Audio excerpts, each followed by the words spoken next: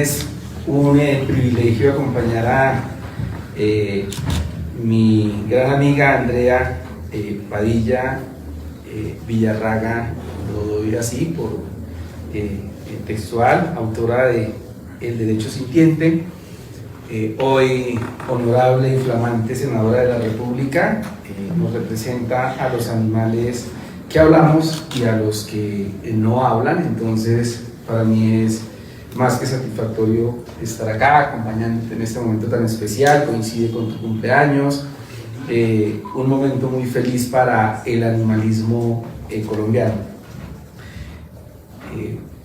La verdad, el texto que hoy nos comparte Andrea es, en sus propias palabras, un acto subversivo, porque lo es, y en un país donde hay tanta historia de la subversión, donde hoy estamos concentrados como sociedad en superar tantas subversiones, y hoy hablamos de la paz total, creo que es supremamente refrescante tener una lectura que nos va necesariamente a llevar hacia ese punto de encuentro donde humanos y animales vamos a poder relacionarnos de mejor manera, pero de eso se trata esta conversación.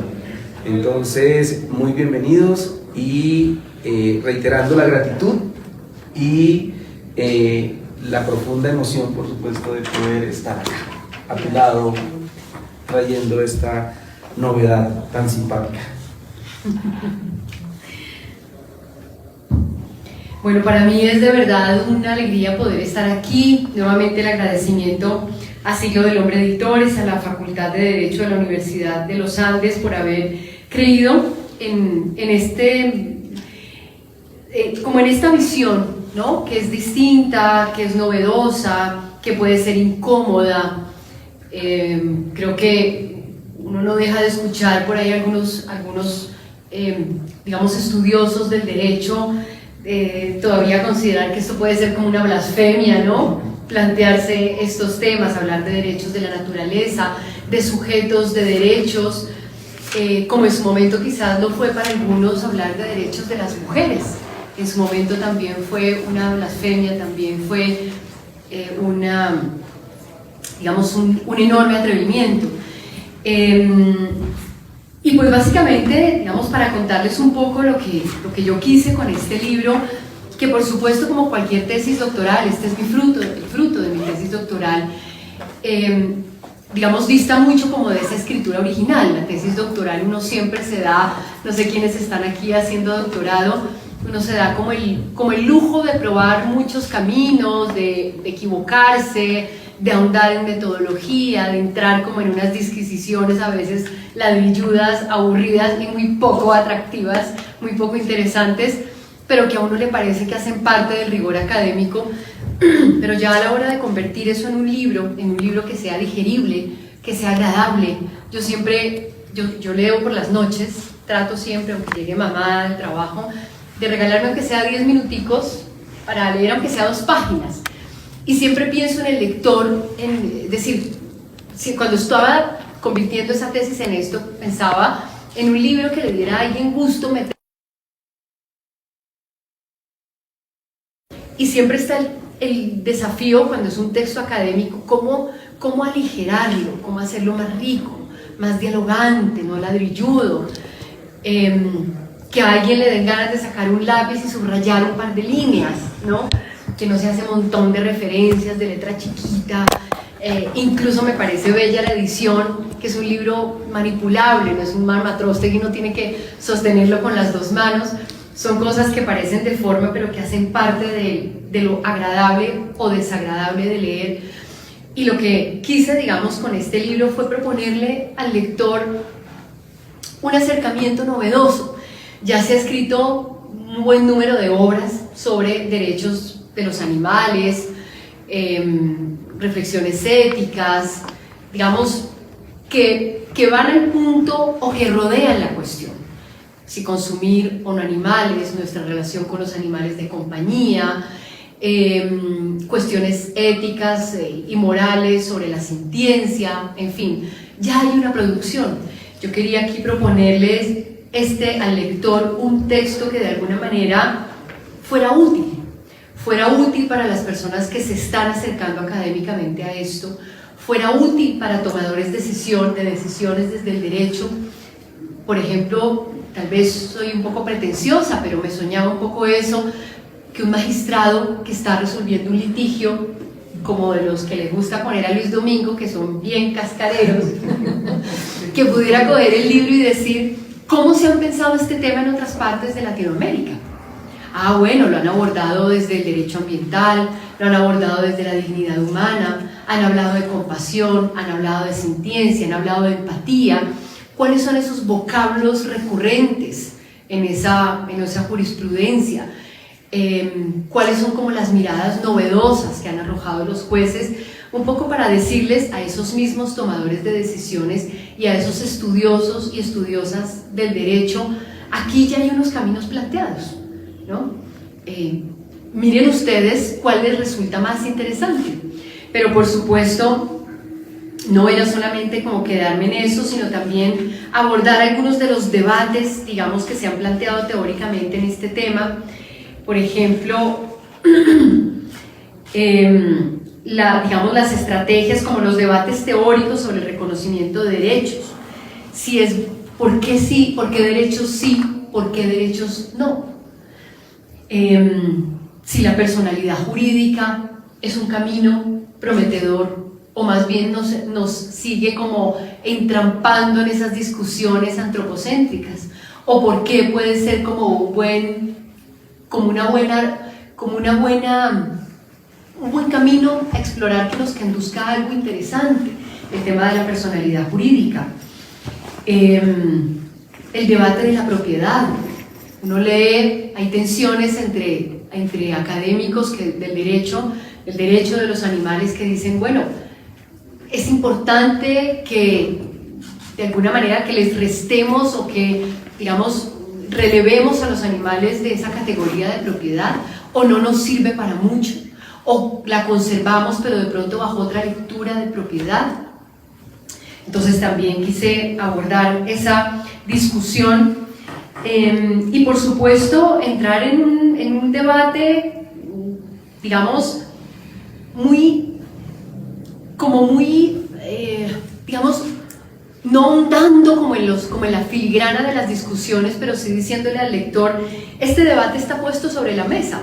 La tensión en las cuestiones ambientales, proteger el individuo o proteger a las especies, a propósito de los hipopótamos, ¿no? Que nos han puesto en unas peleas que a veces me parecen de lo más absurdas y sin sentido con biólogos. Dice, pero estamos alrededor de lo mismo, vamos en el mismo camino. Nos interesa proteger la vida, nos interesa conservar lo bello de la vida, conservar la biodiversidad, los ecosistemas. Nuestros enemigos no somos los unos y los otros, son otros nuestros opositores. Entonces, proteger el individuo o la especie, o si el camino de la dignidad humana es un camino interesante para proteger a los animales, aunque nos reenvíe a, digamos, cuestiones antropocéntricas que creemos superadas. Es decir, si hay que proteger a los animales, en tanto protegerlos nos hace más dignos. ¿Es un camino fértil o es un camino que puede conducir a entrampamientos, toda vez que nos mantiene como dando vueltas sobre esa cuestión antropocéntrica de que nosotros somos el referente y la medida de todas las cosas del mundo? O si más bien le apostamos a un camino novedoso, disruptivo, que es el de la sintiencia, y que es efectivamente el camino por el que yo me decanto como autora. Ustedes habrán visto o verán, quizás no lo vean, que el libro está escrito en primera persona, porque quise involucrarme como autora. Quise decirle al lector que hay unas posiciones, acá hay una persona que escribe con un compromiso, y lo dejo claro desde el principio, que hay una persona que quiere reducir el sufrimiento de los animales en el mundo, que ama a los animales, que trabaja por ellos, Por lo tanto, no es una posición objetiva la que ustedes, lectores y lectoras, van a encontrar. Y me parece que eso es honesto, decirle al lector que acá hay una postura de una persona que está escribiendo y se involucra con el texto. Y lo dejo claro en el capítulo 7, que titulo Tomarse en serio la sintiencia, donde digo por qué ese es mi criterio como activista, como académica, ahora como política, como ciudadana, porque creo que ese es el camino más prometedor, el de construir. Entonces respondo, María Elvira y Luis Domingo, la pregunta, o no la respondo, pues digamos empiezo como a dar unas puntadas. Creo que sí hay que construir un nuevo derecho. Creo que el derecho que conocemos, sin ser abogada, que esto para mí, abro un paréntesis, fue un enorme desafío, ¿no? Eso es como llegar uno a la casa de personas muy expertas, muy especializadas, que se comunican en un lenguaje a veces marciano, porque pues, los abogados, las abogadas tienen sus latinazgos y sus cosas raras, que uno tiene como que entrar en diálogo con eso, y para mí fue un enorme desafío. Y se me perdió la paloma. Estaba hablando del tema de la sintiencia, de si necesitamos un nuevo derecho. Creo que ese derecho ortodoxo, ese derecho, digamos, que hoy ordena nuestro mundo occidental, nuestra relación con los animales, nuestra relación con las cosas, es un derecho que pareciera como quedarse rezagado frente a las demandas y los sentimientos emergentes. Mi percepción, y lo digo digamos más como activista que está en constante diálogo con personas que rescatan animales, que los albergan en sus casas, que tienen unas posturas políticas muy fuertes y determinadas frente al no consumo de animales. Mi percepción es que hay una ciudadanía y una humanidad que está desafiando compasivamente el mundo, que nos está diciendo a los políticos, es curioso estar ahí como en esa bisagra, y que les está diciendo, o que nos está diciendo a los académicos y a los hacedores de políticas públicas: el mundo como ustedes lo conciben ya no me representa. Yo me relaciono de otras maneras con la Pachamama, con la madre naturaleza, con el hermano oso, con el amigo árbol, y mi relación con ellos no se rige por lo que ustedes han establecido, por esas categorías pétreas, esas categorías abstractas, esas categorías frías, y están como desafiando ese ordenamiento de las cosas. Entonces yo sí creo que el derecho, y esa fue una visión que le agradezco, digamos, a la universidad haberme ayudado a construir en el doctorado, creo que el derecho es particularmente un campo del saber profundamente cambiante, y creo que si no lo es, pues está condenado a convertirse en un texto de piedra con el que nadie se conecte, como los 10 mandamientos, que no ordena el mundo, que no es un referente, y que sin embargo necesitamos para ordenar nuestras relaciones cotidianas con todo y con todos, pero que tiene que definitivamente acompasarse con unos nuevos sentimientos ciudadanos, con unas nuevas categorías que son disruptivas, que son raras, que son extrañamente cosmogónicas, pero que son las que están rigiendo la vida cotidiana de muchas personas hoy en el mundo. Para poner un ejemplo concreto, la relación con los animales de compañía y la familia multiespecie, ¿no? Que tal vez puede ser algo que todos sintamos, que nos sentimos madres o hermanas de animales, que no nos sentimos dueñas, dueños, ni amos, ni amas, ni poseedores, que reclamamos para esas criaturas un tratamiento distinto, que queremos llevarlos a nuestros lugares de trabajo, que queremos de pronto heredarles nuestro patrimonio. que entran a ser un motivo de tensión en la separación de la pareja. Y hay personas que están construyendo esas mismas relaciones con animales domésticos explotados para consumo, que tienen en sus hogares, que han rescatado, que conviven con una gallina, con un cerdo. Animales que empiezan a cuestionar esas categorías y esas fronteras. Y yo siempre he sido muy crítica, por ejemplo, con esa construcción, con ese lenguaje del derecho que establece esas categorías tan absurdas de animales de consumo, animales de experimentación, animales de investigación, como si ontológicamente estuvieran predestinados a hacer eso, cuando son categorías nuestras. Y me parece que todo eso es lo que hay que revisar en el derecho. Entonces, yo aquí sigo hablando de verdad encantada, pero quiero que esto sea pues un diálogo, una conversación, así que te veo con muchas ganas de hablar, Luis Domingo. Pues yo tal vez les sugeriría abordar el texto, con lo que ha dicho Andrea, desde la siguiente perspectiva. Como abogados colombianos especialmente, nos acostumbramos a rendirle un culto profundo a la ley. Somos una cultura, una tradición jurídica legicentrista. En la Constitución del 86, la ley era más importante que la Constitución. Incluso nuestros derechos y garantías estaban supeditados al desarrollo que hiciera el legislador. La Constitución del 91 cambia ese paradigma y pone a la Carta Fundamental, al contrato fundacional, como la medida de todo lo que ordena el derecho en la sociedad. Y hace algo muy simpático respecto del ambiente. Trae un poco más de 30 artículos que hablan sobre la constitución ecológica. Pero en ningún lado van a escuchar ustedes o van a ver explícitamente referenciados a los animales. Y de alguna manera, lo que Andrea hace en esta obra es mostrarnos cómo el constituyente y el legislador pasan a un segundo plano y cómo hay un movimiento en toda América Latina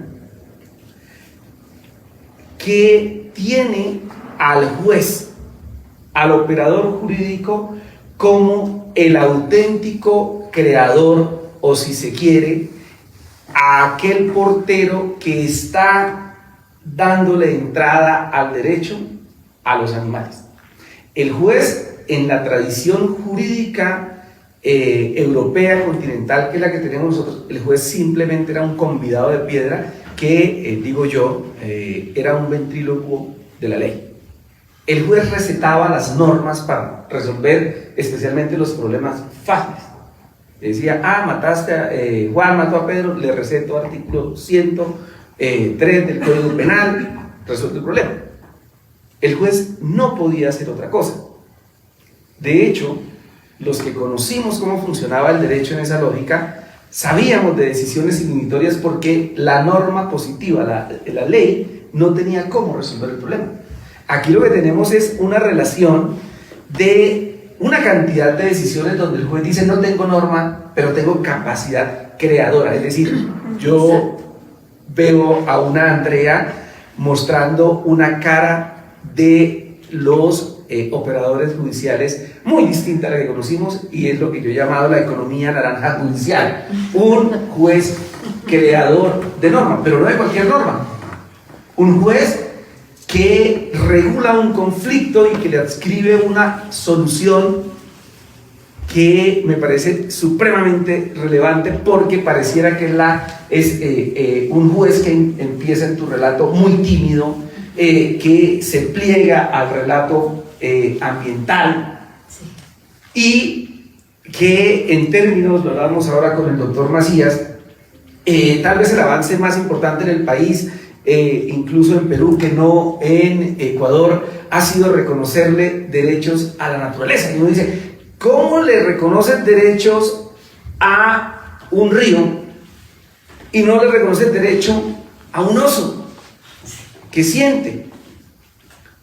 Y suelta esa liana y se coge de la otra, que es la de la dignidad humana. Es que si yo le hago daño a un animal, estoy desdiciendo de la misma dignidad humana. O sea, yo me porto bien contigo, hermano oso, porque es que si me porto mal, es como el espejo de la dignidad, me haces ver mal. Y entonces la propuesta que nos hace Andrea es, de alguna u otra manera, ese juez que empezó siendo tímido porque no tenía la suficiente fuerza, porque históricamente no estaba hecho para que hablara y diera el derecho, encuentra de pronto que lo puede hacer y empieza a introducir lentamente un hecho científico, que esa es la parte que más me gusta de la obra, que desvirtúa el discurso de nuestros detractores de que solo nos movemos por sentimiento. No, aquí hay un hecho científico. Andrea da cuenta de él perfectamente en el apartado 5, si mi memoria no me falla, y pues es la gran conclusión de su capítulo 7, y es la gran apuesta del libro, y es: cojamos una evidencia que no es astrológica, que no es dada por una bola de cristal, sino que es dada por la ciencia. Es una evidencia. Avancemos de la mano de la ciencia, y como quiera que el derecho es una construcción cultural, pues atrevámonos a adscribirle derechos a los animales, ya que los jueces de alguna u otra manera lo hicieron desde el relato meramente ambiental. Luego fueron un poco más atrevidos y dijeron: venga, es que eso también es con nosotros, no solamente con el río, no solamente con el ecosistema de páramo, no solamente con el ecosistema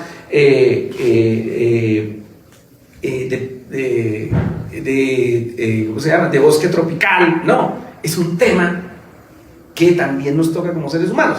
Entonces está soltando el juez la liana, pero no sabe, digamos, cómo hacerlo con seguridad. Y cuando Andrea nos decía: mire, yo lo hice pensando en que el tomador de decisiones, ya fuera judicial o de política pública, lo tuviera en cuenta y tuviera como los referentes para poder dar un paso adelante. Lo que le está diciendo Andrea es: tranquilo, entre en confianza, suelte la liana, y ahí lo está esperando la liana que le va a permitir volar con autonomía y con tranquilidad, que se llama, que es un concepto científico, sintiencia, que es un concepto autónomo, que habla de lo que es el animal en su medio, que le permite individualizarlo y no verlo meramente como el reflejo de la actitud humana frente a la conservación de tal o cual especie, o como un elemento, un instrumento de la naturaleza. Es que el oso es importante porque sin el oso no tenemos la conservación del bosque y no nos poliniza los árboles, y cuando hace sus gracias en el bosque no nos está replantando el bosque, servicio ecosistémico.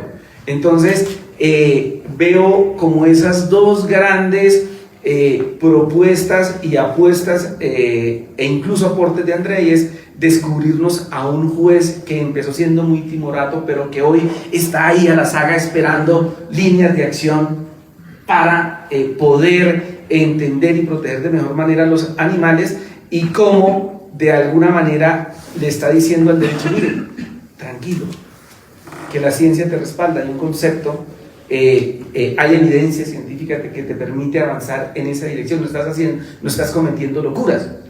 Para adscribirle derechos a una persona jurídica no necesitas evidencia científica, simplemente es una ficción. Se nos ocurrió que nos facilitaría la vida darle derechos a una persona ficta, a una persona jurídica. ¿Por qué no ir allá con el que realmente siente? Entonces es la gran apuesta y el gran servicio que le presta a la comunidad jurídica Andrea, con su obra, producto de años de esfuerzo y de dedicación, y por eso me siento más que complacido, porque es una manera de raparles el discurso de negacionistas de la ciencia a quienes estamos defendiendo a los animales. De acuerdo.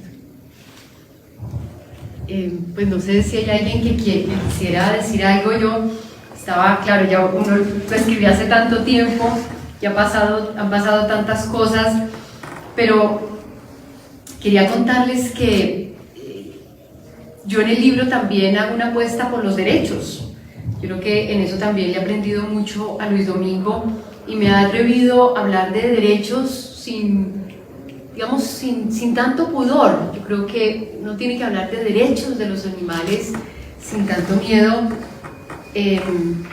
pese, digamos, a esa visión, pues, ¿no?, contractualista, tan pesada de los derechos, porque hay deberes, y que además, pues, digamos, tiene una salida relativamente sencilla, ¿no? Es decir, no todos los seres humanos que tienen derechos tienen deberes, y en ese sentido podemos pensarnos para los animales unos derechos que tienen que ver con cuestiones incluso muy elementales, y es que les permitirles a los animales desarrollarse, digamos, de conformidad con el concepto tan bonito de Martha Nussbaum, con el concepto, la norma de su especie, la norma de especie, ¿no?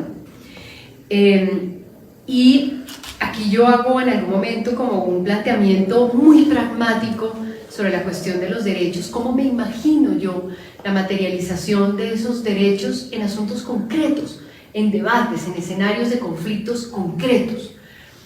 Y aquí planteo que creo que hay algunos animales usados en escenarios de conflicto, en campos de litigio, a los que podríamos reconocerles derechos plenos. Hoy precisamente estábamos aquí en el Senado discutiendo un proyecto de ley para prohibir corridas de toros, peleas de gallos, corralejas, y creo que frente a esos temas hay que hablar ya de una plenitud de derechos, del derecho de los animales a no ser violentados para entretenernos, del derecho de los animales a vivir tranquilamente por el tiempo que puedan vivir, que mueran jóvenes o viejos, del derecho de esos animales a no ser violentados en su cuerpo para ponerles cosas artificiales como los gallos, del derecho de los animales a que, o a los toros que les liman los cuernos, el derecho de los animales a pastar con sus amigos y con sus familias y con sus hijos sin ser transportados a una plaza donde van a ser masacrados. Me parece que es bello también pensarse los derechos de esa manera un poco inocente incluso. De esa manera se quiere un poco pueril, ¿no? Y creo también que hay otros escenarios en los que podríamos ir hablando de unos derechos, como yo lo llamo aquí, unos derechos de frontera, unos derechos al bienestar, que es esa discusión también enorme que tenemos ahorita en el Congreso por otro proyecto de ley que planteé sobre la prohibición de la exportación de animales vivos por mar. Y entonces ya me he estado reuniendo con un montón de ganaderos. Ellos reconocen que sí, que ahí se cometen muchos atropellos, pero que acabar con eso todavía no, que miremos un camino intermedio. Entonces empieza uno a plantearse esto en la práctica, cómo se aterriza, cómo aterrizamos estas discusiones donde hay intereses humanos legítimos, donde hay unos seres indefensos, víctimas, y cada vez que puedo uso la palabra víctimas, que no es, creo que no debe ser exclusiva de los seres humanos, y en eso, por ejemplo, en buena hora la Comisión de la Verdad ha reconocido a la naturaleza como víctima del conflicto. Y entonces empezamos a pensar cómo aterrizar esto y cómo hablar de derechos de unos animales que van a ser transportados en unas condiciones miserables y van a ser matados en unas condiciones todavía más miserables. ¿Cuáles derechos hay? Pero entonces, no por no reconocer unos derechos plenos nos vamos a quedar de brazos cruzados. ¿Qué hacemos? ¿Cómo avanzamos? ¿Avanzamos con unas medidas de bienestar? ¿Son o no derechos al bienestar? Porque plantearlo como derechos al bienestar implica que podamos por lo menos exigir esas mínimas prerrogativas. O nos quedamos enfrascados en si somos abolicionistas o si somos bienestaristas o si somos de unos cistas o de otros cistas, y mientras tanto los animales están torturados. A mí me encanta la respuesta que le da en algún debate Robert Gardner, que es un teórico de los derechos, del bienestar, a Gary Francione, que se reconoce como un teórico de los derechos duros, ¿no?, de abolicionismo y de prohibicionismo y tal. Y le dice Robert Gardner en un debate sobre el tema de las gallinas enjauladas en la industria avícola, Gary Francione le está diciendo hay que abolir las jaulas. Perdón, no le está diciendo hay que abolir las jaulas, hay que acabar con la industria. Y Robert Gardner le dice algo así como, ¿por qué no le preguntamos a la gallina que en este momento está aprisionada en una jaula donde sus patas están deformadas, su pico está cortado, está atormentada bajo esa luz artificial las 24 horas del día, en un espacio del tamaño de una hoja carta que ni siquiera le permite abrir las alas, seguramente rodeada de otras gallinas muertas? A ver si prefiere que nos quedemos en una lucha abolicionista, digamos, salvaguardando la pureza de nuestro discurso abolicionista, o más bien avanzamos a ampliar por lo menos el tamaño de esa jaula, y si podemos avanzar un poco más en la abolición de esa jaula, así siga siendo explotada para poner huevos, así la sigamos matando para comernos su carne, avancemos. Y esa es un poco digamos, la línea por la que yo he optado en mi ejercicio de la vida real, que está allí en el Congreso y que está en el día a día, y es una visión profundamente pragmática que tiene como norte una visión de derechos plenos, porque yo creo que uno, aunque sea terriblemente pragmático, tiene que tener como una estrella en el horizonte, ¿no? Como que lo invite a mirar más allá y no aquí cortico, porque se cae. Cuando uno mira aquí pegadito o manejando, si uno está conduciendo y mira la punta del carro, pues estrella. Hay que mirar lejos. Yo creo que hay que tener ese norte, y ese norte son los derechos. Y hay que tener una narrativa clara, y mi narrativa es la sintiencia. Y por eso cada vez que puedo hablar con personas que no considero mis enemigos, sino que considero simplemente que tienen una mirada distinta del mundo, como los ganaderos con quienes últimamente me siento mucho a conversar, y son grandes personas, pues creo que con ellos podemos ir avanzando, ampliando un poco el tamaño de las jaulas, y si nos va mejor, eliminando las jaulas, a ver si poco a poco esta humanidad agobiada y doliente va de pronto replanteándose su relación con la vida y con los otros seres sintientes. Y en esa narrativa me parece que el concepto de la sintiencia animal, que es un concepto que podemos meter, como yo siempre les digo a muchos, en un tubo de ensayo. Si lo que quieren es tubos de ensayo, esa la podemos meter en un tubo de ensayo.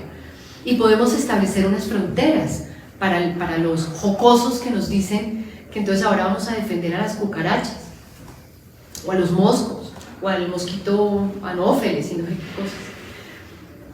¿Con qué arrogancia? Como si fuera más parecido el chimpancé a la lombriz que nosotros al chimpancé. Como si no fuéramos mamíferos, como si no nos hubiera criado una teta, como si las mujeres no sangráramos y diéramos leche. Es impresionante la facilidad con la que nos separamos de esa animalidad del ser hembras, ¿no? Y los hombres igual, y nos alejamos entonces de eso cierto que es que somos animales y que compartimos con los demás animales el hecho indiscutible y la capacidad indiscutible de sentir y de sufrir. Entonces, esta es una visión que plantea unas líneas narrativas en la jurisprudencia, unos vocablos nuevos que están llegando al derecho, unos debates teóricos que están sobre la mesa y a los que se enfrenta el derecho, digamos, todos los días cuando recibe estos litigios como los que presenta el amigo Luis Domingo, y que al final plantea un camino que yo creo que es interesante, que es ético, que es bello, que es humano, y que es el camino de la sintiencia animal, y creo que por ahí podemos ir abriendo un camino de empatía que no va a poner en riesgo nuestras conquistas, porque ese es otro profundo temor, y es que entonces ahora voy a perder yo mis derechos como ser humano, como si reconocerles a otros algo de dignidad y algo de posibilidades de vida nos pusiera en riesgo, que es una mirada profundamente egoísta de los seres humanos, incluso entre nosotros. Bueno, pues invitarlos a leerlo. Sí. Tal vez, antes de las preguntas, me atrevería a decir que el relato de Derecho Sintiente no es distinto a los relatos que hemos escuchado históricamente sobre la conquista de otros derechos incluso para los de nuestra propia especie. La discusión de los derechos de los animales en nota jurídica es una discusión que lleva 50 años, fuertemente, pero es una discusión que antes ya había estado en la Edad Media. Nos atrevimos a enjuiciar animales, tal cual como decía Pablo Escobar: ¿cuál es el nombre de su abuelita que si está muerta la resucitamos y la volvemos a matar? Pasaba con los animales en la Edad Media. Se les acusó, se les juzgó, se les condenó, se les desenterró para ser procesados judicialmente en muchos casos. Aquí hay muchas mujeres, y permítanme recordarles que gozan de plenitud de derechos desde hace muy poco.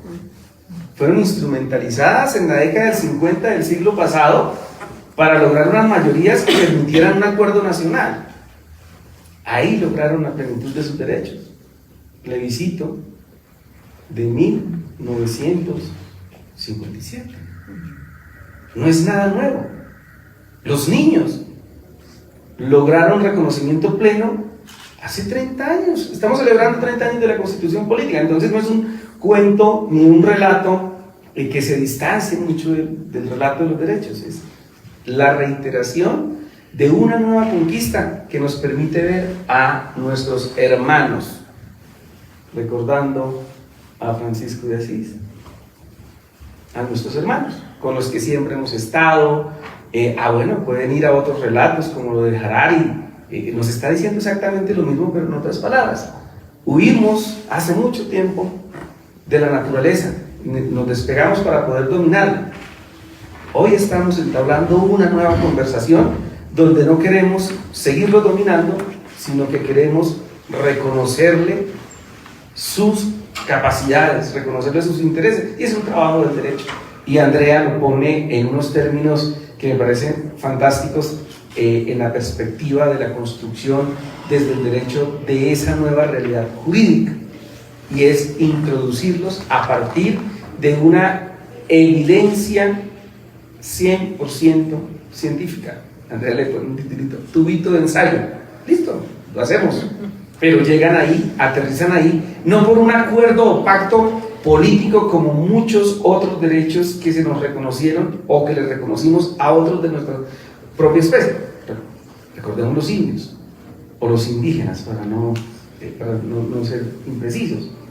Hasta que alguien desde la espiritualidad creyó que tenían alma, fue que empezaron a ser tenidos en consideración por el derecho. Eso no es científico, eso es metafísico. Los indígenas tienen alma, ergo el derecho puede vincularlos y asignarles unos derechos. Aquí la pelea con los animales desde esa perspectiva está siendo ganada, y Andrea tendrá que cumplir un rol muy específico en el Congreso, y es que para lograr que los animales tengan voz en el derecho hay que encontrar la manera, y Andrea termina su texto sugiriéndolo, encontrar la manera que tengan voz, y la única manera de que los animales tengan voz en el derecho es generando lo que la Corte Constitucional ha dicho, una acción idónea para poder defender sus derechos, claro, agenciados por nosotros. Pero ahí va el relato, y por eso es tan valioso el aporte que hace Andrea. Invitadísimos a gastar los 10 minutos de la noche de lectura en derechos humanos. ¿Tienen preguntas? ¿Alguno? Yo sí tengo dos. Me llamó mucho la atención, Andrea, como en 2 ocasiones diste el ejemplo de tu relación con los ganaderos, y yo me preguntaba, claro, es estratégico entrar a conversar y que las cosas no sean impuestas, pero hasta qué punto es pedir un favor y hasta qué otro punto es la ley que debe cumplirse, o lo que queremos es que cambie la ley para que se cumpla y no haya que negociar tanto, digamos. Eso por un lado. Y por el otro, me preguntaba si, oyéndote hacer el recuento de cómo los derechos se han ido incluyendo en diferentes momentos, 50, 30 años, igual pasaba con la educación para la sexualidad. No estaba no era una obligación educar en sexualidad y en ciudadanía a los jóvenes y niñas de Colombia, pero hoy es una norma desde 1994.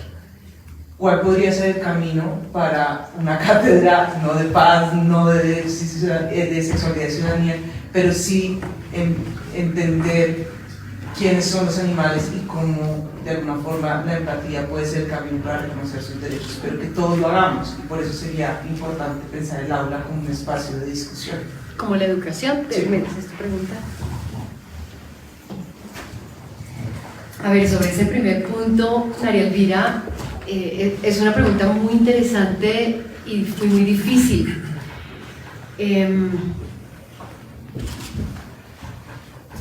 Yo creo que la vida es política, constantemente. La decisión de cómo nos alimentamos es una decisión política. La decisión de si usamos ropa de cierta marca o no, detrás de la cual hay explotación laboral, hay destrucción ambiental, es una decisión política. Y todo el tiempo estamos relacionándonos políticamente con personas que piensan distintos, que son detractores, que avanzan en una vida contraria a nuestra visión del mundo y a lo que defendemos. Y yo creo que temas, digamos, como este, donde sigue imperando una visión mayoritaria de explotación animal, porque hoy estoy segura que aquí están de acuerdo muchas y muchas conmigo en que entretenerse con los animales y destruirlos en un escenario está mal, y quizás vestirse con sus pieles está mal, y seguramente si tienen la opción de comprar un champú que ha sido testeado y otro que no, van a elegir el que no. Pero hay temas como la alimentación donde el cambio cultural es lento, y estamos, pues, digamos, metidos en unas dinámicas sociales que son muy dominantes, que son muy impositivas, y yo creo que eso que llamo en el libro esas zonas de excepción, sobre las cuales hay poca legislación, sobre las cuales todavía no se ha avanzado mucho en la jurisprudencia. Ahí pongo un ejemplo, por ejemplo, de una sentencia que hubo en Brasil sobre el tema de exportación de animales vivos, duró 24 horas, que fue demandada por el gobierno federal, ¿no? Porque evidentemente hay un interés mayoritario y dominante y muy fuerte de explotación, distinto a, digamos, un cierto avance que vamos viendo en el tema de animales de compañía.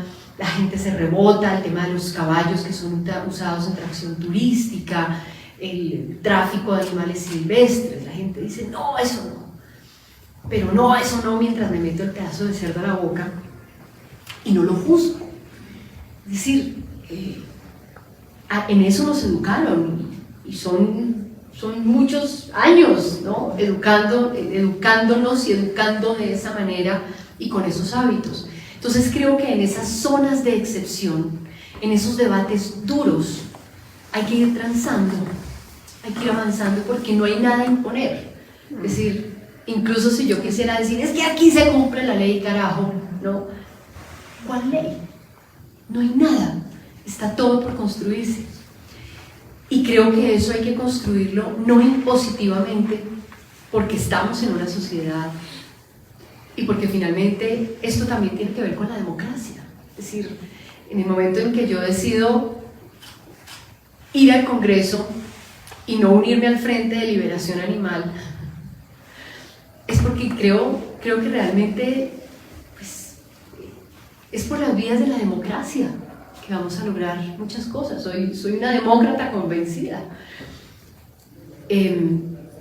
Y creo que entonces en esos temas difíciles hay que sentarse a hablar con los que piensan distinto e ir aumentando el tamaño de las jaulas un poco.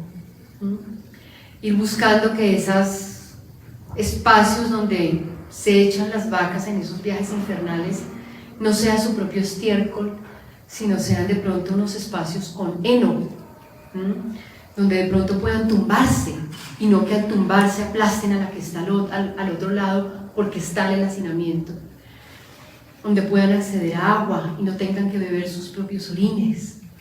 Creo que tenemos que ir avanzando en eso. Entonces, las veces que sea necesario sentarme a hablar, lo haré, para ir ampliando un poco el tamaño de las jaulas, ¿no? Entiéndeme un poco esa metáfora. Y el tema de la educación, pues creo que es absolutamente necesaria, pero creo que ya no más cátedras. Creo que no hay que abusar de los niños, que tienen ya cátedras para todo. Y creo que tampoco hay que abusar de la educación. Creo que hay un libro que hicimos con un amigo que se llama Marguerite Yourcenar, La ecología, un combate ideológico y político, que hicimos una traducción de obras del francés de Marguerite Yourcenar. Ella tiene un texto bellísimo sobre qué debería ser la educación. Me parece que ese es el camino. Ella dice que a los niños deberían tener contacto con los animales, ver nacer animales, asistir a un parto, ver cómo crece la hierba, estar en el campo, ¿no? Es otra educación. Que los pusiera en contacto precisamente con la vida, con las dificultades, con lo que nuestra cultura ha considerado que es obsceno y que es dantesco, como un parto, por ejemplo, que a las mujeres las ponen a parir acostadas y no como, digamos, como debería ser lo natural, ¿no? Acurrucadas. Y creo que esa debería ser la educación, pero en la educación que ya existe, sí creo que los niños deberían tener una educación mucho más experiencial, ¿no? Creo que hay que llevar a los niños al campo, creo que hay que permitirles tocar un cerdo, creo que hay que invitarlos a alzar un pollito, creo que deberían ir a refugios donde llegan animales malheridos por acción del ser humano, que es cruel, que así como es bueno es cruel. Y estoy segura que los niños, que son además profundamente empáticos y orgánicos y que crecen con los animales, porque sus cuentos están hechos de animales, sus héroes son animales, sus habitaciones están adornadas con cenefas de animales, duermen con animales, pero eso como que se va destruyendo, ¿no? Entonces, sí creo que hay que dar una gran discusión nacional sobre la educación, sobre, digamos, no cómo formar a mejores seres humanos. Yo creo que eso es un poco arrogante cuando los adultos decimos tenemos que formar mejores seres humanos que nosotros que somos, ¿no? Pero sí creo que de cara a un planeta que está al borde del precipicio y de la extinción y del agotamiento, y de cara a sociedades tan resquebrajadas, tan profundamente desiguales, tan injustas, tan violentas, yo creo que sí, esa gran discusión nacional sobre la educación estamos en mora de darla, y ahí, por supuesto, creo que este tema de los animales y de la naturaleza debería ser un tema transversal, como una educación ética y en valores. ¿Alguien más tiene preguntas? Hola, buenas tardes a todos y todas. Y bueno, no quisiera tener la oportunidad para reiterar nuestra gratitud por esas gigantescas, tal vez, pero transformadoras luchas creadas por los animales. También decirte feliz cumpleaños. Gracias. Y bueno, mi pregunta y en lo que estaba pensando acá cuando planteabas la sintiencia como esa base, como ese atributo inherente a los animales, a partir del cual plantar esa defensa de sus derechos. Me cuestionaba en cuanto a cómo concibes ese alcance de los derechos, si ves en ese llamado principio de no intervención en la naturaleza un límite, o si piensas que tal vez esa visión del derecho que planteas y que nos compartes pueda llegar a cobijar a los animales salvajes, claramente sintientes también. Sí.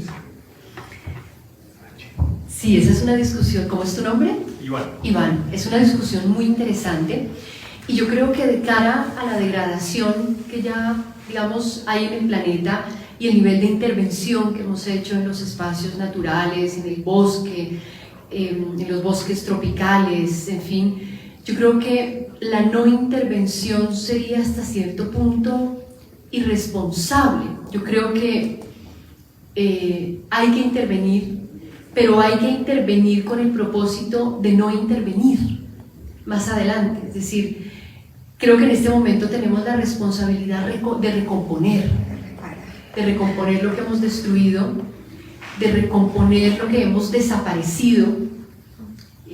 Creo que no hay nada más doloroso que ver a un felino, un gran felino, a un oso baleado o muerto a machete porque entró a la finca de un ganadero y se comió una vaca. Y creo que es tremendamente injusto y doloroso porque enfrenta a dos animales que en principio nunca debieron ni siquiera encontrarse las narices, sino que se encontraron las narices es por nuestro nivel de intervención y de destrucción y porque dejamos al oso sin casa y lo obligamos a entrar a lo que hemos convertido en nuestros espacios cada vez más ocupados y más invadidos. Entonces creo que tenemos el deber de recomponer, el deber de proteger y creo que tenemos el deber de garantizarles a los animales silvestres las mejores condiciones de vida, y ese es otro de esos proyectos de ley que presenté, que mejor dicho han generado también tanto malestar, el de la transición de zoológicos a refugios de fauna, porque creo que ese modelo actual de zoológicos no es una manera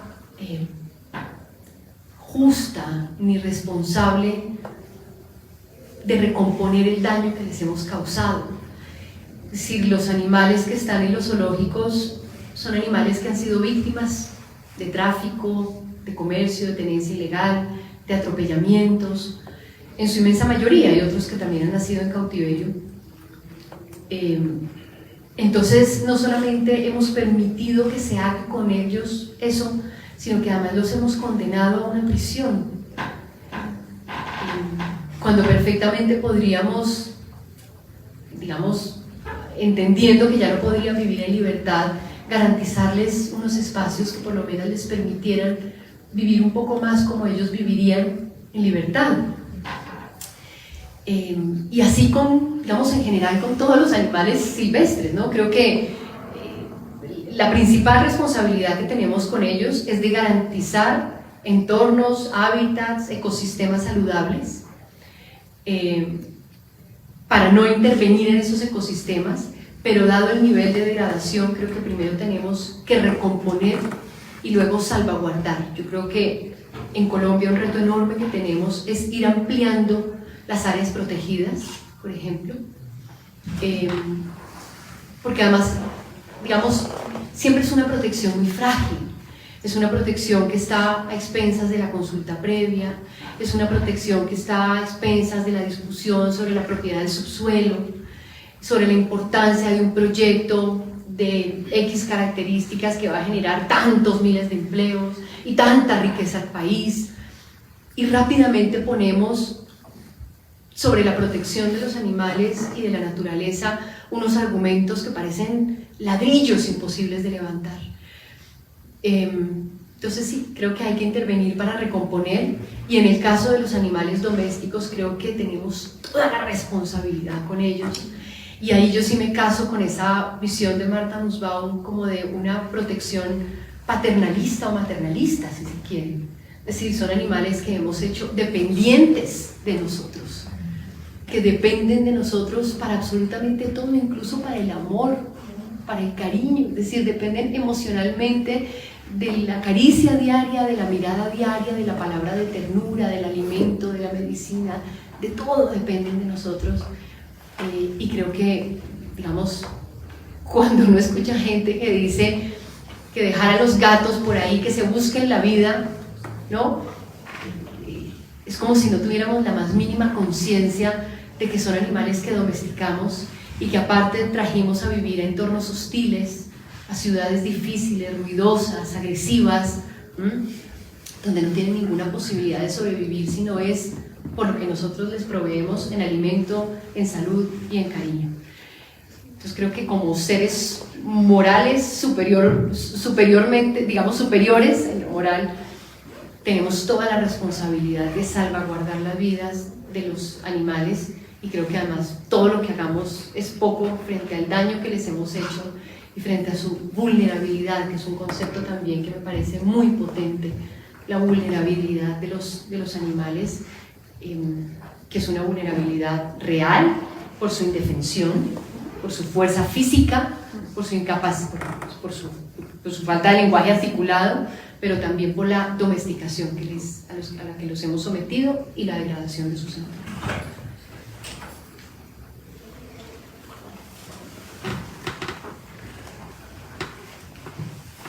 Buenas noches. Gracias.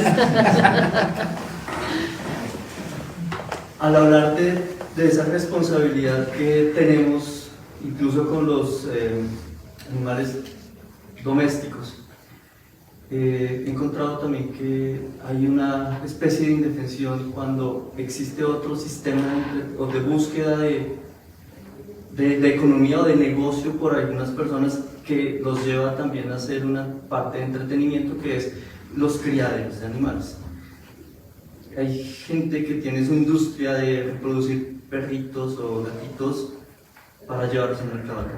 Y siento que también hace falta una legislación que pueda protegerlos u orientar qué está pasando aquí. Estamos, por un lado, algunas personas promoviendo que no se compren animales, que no se compren perros y gatos, sino que hay muchos que están indefensos en las calles y que podemos darles el mismo amor al perrito criollo como al de mejor pedir.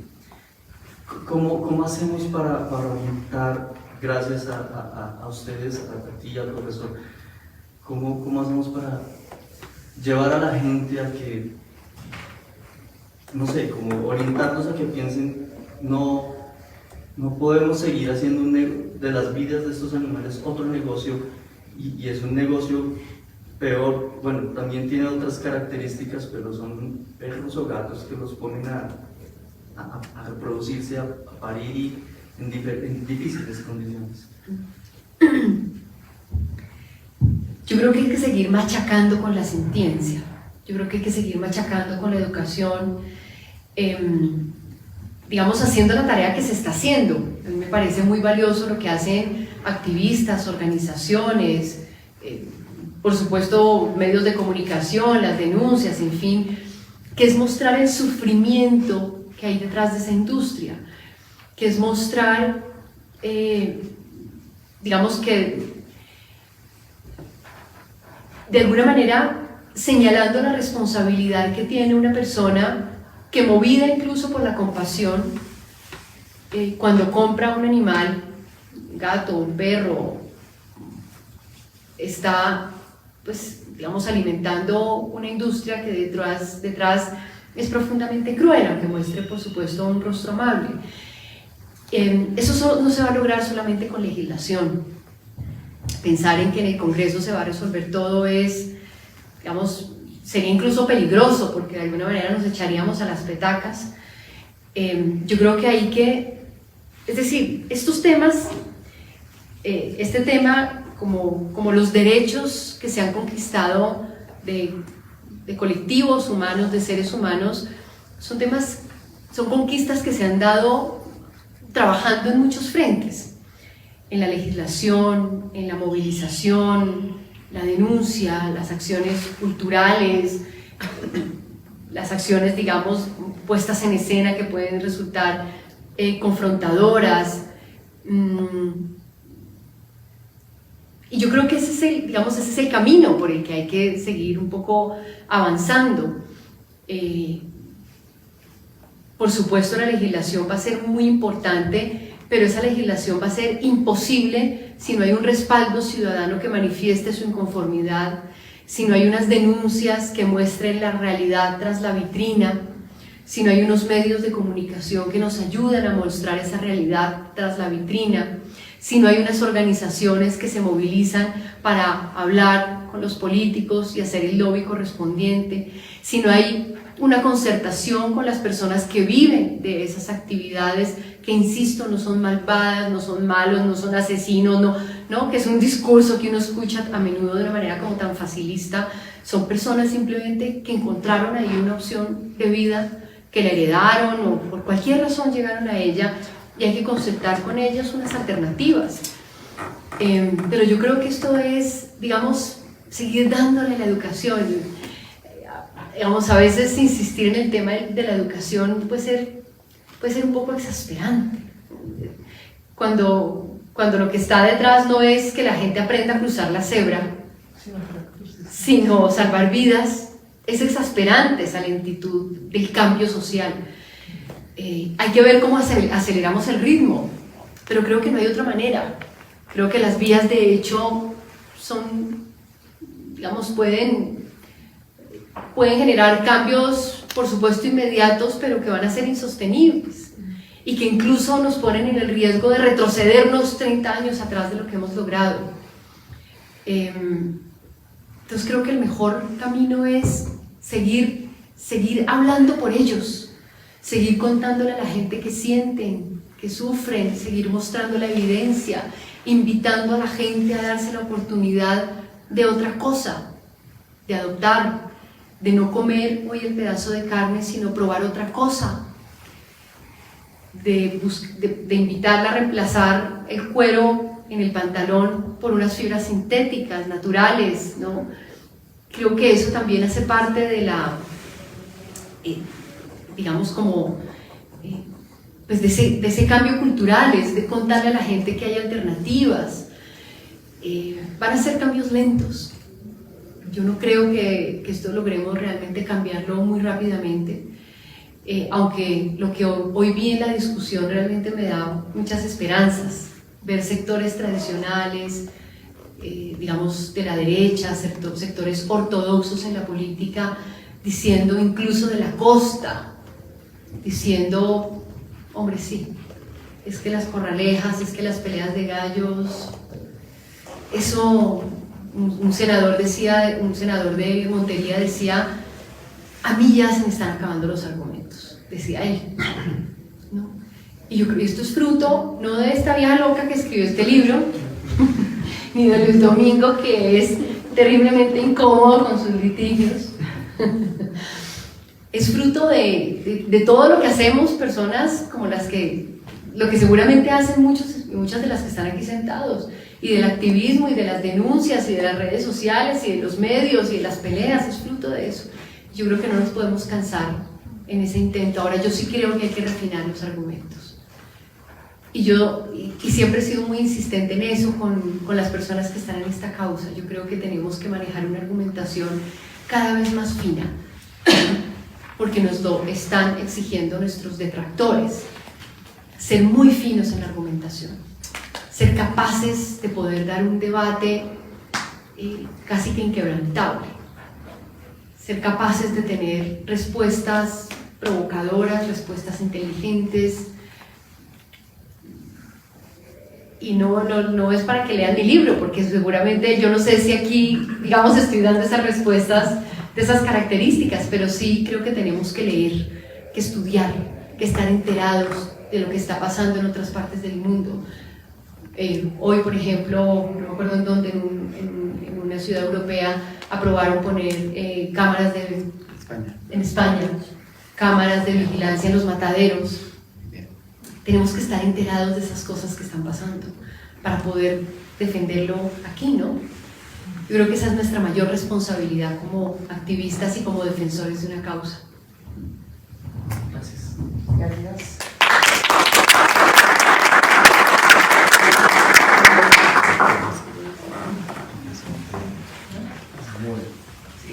Bueno, en primer lugar, feliz cumpleaños.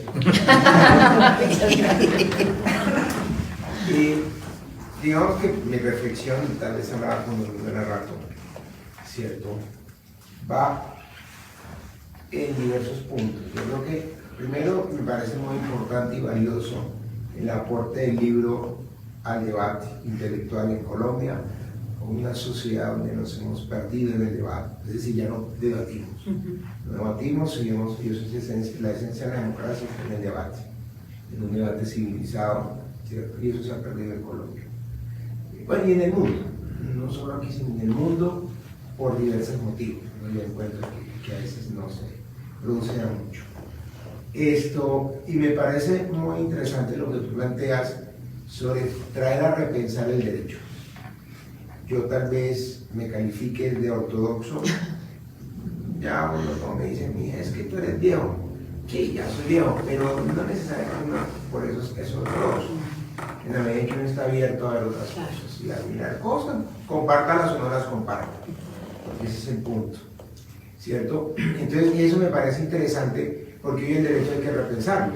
Así como tú hablas de los derechos sintientes, el derecho de los animales, hay gente que ya empieza a hablar del derecho de los robots, donde ya se empieza a preguntar uno si los robots van a tener que pagar prestaciones sociales o no, en la medida en que reemplazan la mano de obra, ¿cierto? Entonces, ¿por qué? Y reemplazan, digamos, a una persona, entonces, ¿por qué no pagan prestaciones para que esta persona no tenga trabajo? ¿Y cómo se va a pensionar? Eso ya se está hablando también en el mundo. Obviamente hay cosas que algunas, ya por la edad tal vez, no se cuestionan. Pero yo sí creo que este es un tema que tiene varios enfoques, y tú lo has planteado en la charla. Tiene un enfoque filosófico, tiene un enfoque, llamémoslo así, político, en lo más. Hay en el fondo un aspecto económico que tú lo dejas ahí como que sí, como que no, sobre todo en un momento en que en Colombia se debate si va a haber un cambio de neoliberalismo hacia un estado distinto, de un modelo económico dentro del capitalismo, pero no neoliberal, llamémoslo así. Porque en el fondo, cuando tú hablas del tema de los ganaderos, es un tema económico. Sí. Esencialmente, es un tema económico, eso no es un tema, ¿sí? De hecho, la protección a veces al ganado del sacrificio no se da por razones de respeto al animal, sino por razones económicas, porque aumenta el rendimiento económico, digamos, del ganado, y obviamente evita que más, digamos, presas del ganado sean desechadas. Es un tema económico, y por ahí puedes tú entrar a buscar la protección y el manejo, que ya lo hay en muchas partes del mundo, buscando esa parte. Pero también me generan inquietudes. Inquietudes porque hasta dónde a veces estos planteamientos llevan a convertirse en dogmas. No, tú hablas mucho de la educación, de la formación. Y no olvidemos que a Colombia la formaron mucho en la educación religiosa, invocando y argumentando que la religión católica era la única religión y era la que protegía a la sociedad. Entonces no hay que caer en esa enseñanza y en ese adoctrinamiento sin que esto caiga en lo religioso, dogmático, quiero decir. Ese es un tema. En el wokismo, me imagino que lo habrás escuchado, y el debate que hay del wokismo en Estados Unidos, en Francia hubo un debate en la Sorbona hace como unos 6 meses muy fuerte, y se ha seguido escribiendo mucho sobre el tema. Entonces, ahí es donde yo sí digo un momentico, hay que tener cuidado con esa parte dogmática de decir, y decías ahora, hay que enseñar a la gente a que no haga esto o aquello. No estoy diciendo ojo, que es que a los animales hay que salir a darles patadas, no estoy diciendo eso, no más faltaba. No, sino lo digo es desde la perspectiva de la protección animal. ¿Por qué razón? Porque para mí no hay algo más agresivo hacia el animal, sobre todo el animal doméstico, que a veces a los gatos y a los perros, pues, y gatas y perras, les quitan o la matriz o los testículos los castran para que no se reproduzcan. Eso yo se lo digo a abogados que trabajan conmigo que tienen perros, y digo, eso es lo más violento que hay, porque es desnaturalizar al animal. Y para el gusto tuyo, le digo a la gente, para darte gusto a ti y tú regocijarte con el animal. Eso es desnaturalizar al animal. O cuando uno ve los perros, o los que tienen por ley, por el Código Policial, que ir con una cuerda, ir amarrados, hasta dónde es un poco lo que tú planteas ahí, cierto, del derecho sintiente y no maltratar. Eso es una agresividad también. Entonces, estos temas no son blanco y negro, es lo que quiero decir. Estos temas tienen muchos matices. Ya desde el derecho, ese sí es un reto tremendo, el tema del derecho a la naturaleza, de los derechos de la naturaleza. Tú ves que una de las cosas que más han criticado a la Constitución chilena, que se va a adoptar, es eso. Bueno, los abogados no entienden, sobre todo Chile, con una tradición jurídica muy grande y muy ortodoxa. Colombia es mucho más avanzada en eso. Y yo le digo a amigos chilenos, ¿de qué se preocupan? Nosotros tenemos eso de la Constitución del 91 mediante fallos desde los 90 y no pasa nada, porque ellos se preocupan que se vaya a acabar esta cosa económica. Entonces, para resumir, la verdad me parece muy interesante y te felicito porque me parece que es un tema que hay que ponerlo sobre la mesa y que hay que generar el debate. Segundo, el mundo jurídico tiene que despertarse, porque el mundo jurídico, gústenos o no nos guste, está cambiando y tiene que cambiar. Que uno no esté de acuerdo, eso es otra cosa, pero va a cambiar. Pero tercero, desde la parte filosófica sobre todo, sí invito a la reflexión para no volverlo dogma ni religión. Ese sí es un tema, porque a veces no hay nada más peligroso que el liberador que se convierte después en controlador. Libera, luego libera y luego se vuelve controlador para lograr lo que liberó. Hay que tener mucho cuidado con eso, y es eso, y el debate me parece que sí está abierto, porque esto tampoco es nuevo, el derecho a los animales. Montaña tiene un pequeño ensayo sobre eso, los animales, toda la filosofía griega la gente. Ese debate existe siempre, ¿no? Y está presente aún en la Biblia, de hecho.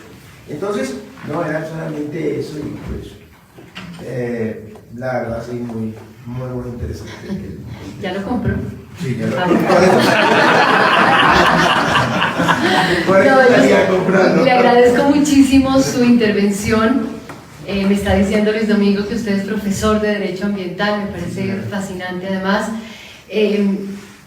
Yo simplemente le respondería que mi dogma es la compasión, mi dogma es la empatía. Y yo creo que si nos dogmatizamos en compasión y en empatía, eso no nos va a hacer daño, eso nos va a hacer mucho bien. Ese debate hay que darlo también. Yo creo que en la medida en que podamos ser cada vez más bondadosos, ¿no? con la fragilidad de la vida, con la vulnerabilidad de la vida, y eso incluye a los animales, a los niños, a los sin techo, a los discapacitados. Creo que eso va a ir siempre en beneficio de la sociedad. Y el tema de la esterilización es muy interesante, porque yo también he escuchado ese planteamiento. Y a propósito de tu pregunta sobre el tema de la no intervención, yo creo que lo que hemos hecho con los animales de clasificarlos, utilizarlos, explotarlos, avasallarlos, domesticarlos, sacarlos de su hábitat, etc., todo el tiempo nos está invitando a tomar decisiones de intervención. En el caso de los gatos y los perros, pues los trajimos a vivir a estas ciudades hostiles, los hemos reproducido como locos, los hemos abandonado y se nos salió de las manos el tema. Y ahí me parece que hay que actuar con las medidas menos lesivas posibles, y creo que para tocar un poco el tema del enfoque de las capacidades de Martha Nussbaum, por ejemplo, creo que, limitar o restringir su actividad sexual, ¿no? Mediante la esterilización, no les estamos limitando el desarrollo de una capacidad que sea esencial para su desarrollo pleno. Es decir, un perro, un gato, una perra, una gata se aparean es por instinto con un propósito reproductivo, más no porque, iba a decir una vulgaridad, más no porque disfruten del sexo como nosotros. Yo espero que ustedes realmente disfruten del sexo. Están bien lúdicos. Entonces, al limitar, al restringir esa posibilidad reproductiva, no estamos realmente limitando como una capacidad que para ellos sea fundamental en términos de su desarrollo pleno, y sí estamos conteniendo de una manera, digamos, ética, tanta natalidad y el sufrimiento y demás. Distinto, por ejemplo, si lo hacemos como se hacía aquí en Bogotá hace no mucho, con electrocución, ¿no? Recordarán ustedes ese escándalo, se fue el primer gobierno Mocus, tal vez. Sí, 98. En el 98, cuando salió esa cosa espantosa de que los mataban a punta de electrocución en el centro de zoonosis. O de otras maneras, envenenamiento y demás. Creo que ahí vamos civilizándonos un poquito en esas medidas de control y todo el tiempo los animales nos están planteando dilemas difíciles, ¿no? Los hipopótamos, los felinos que entran y se comen las vacas, los animales que si los liberamos o los llevamos a un zoológico, todo el tiempo estamos y tenemos que tomar decisiones. Mi consigna un poco es el mal menor, reducir sufrimiento, aumentar empatía. Muchas gracias.